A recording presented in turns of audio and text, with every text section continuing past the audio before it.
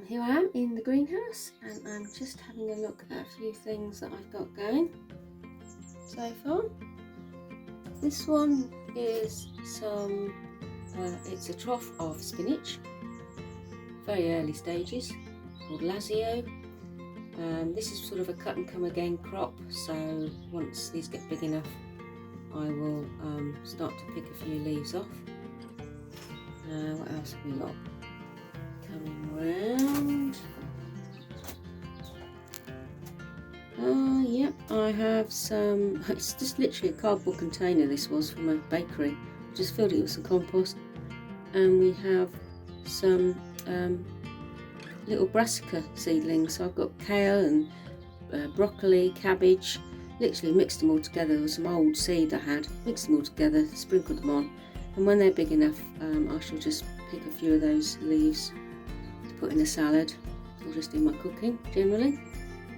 Lettuce, sown lettuce iceberg Robinson, and when these are big enough they'll be planted out on the plot.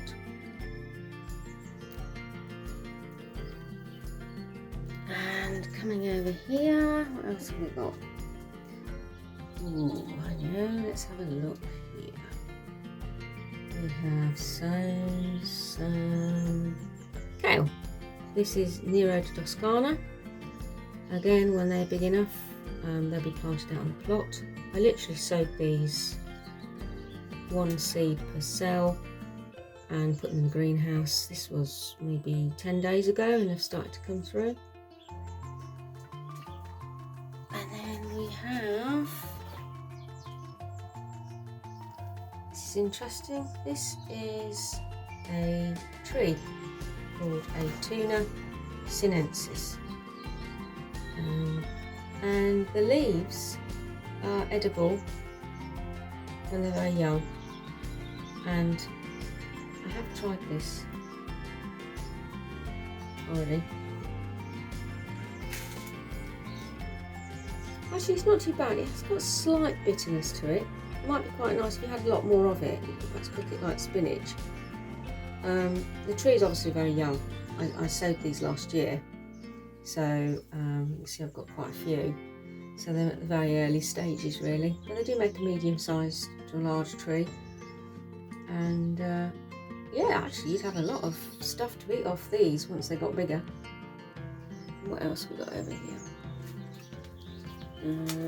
Oh yeah, I've been harvesting my cottager's kale.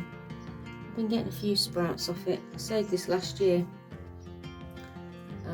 It's a very old heritage variety, so it's a bit unusual. And that's probably all I've got. Oh no, I've got a few more things over here, but they haven't actually sprouted yet.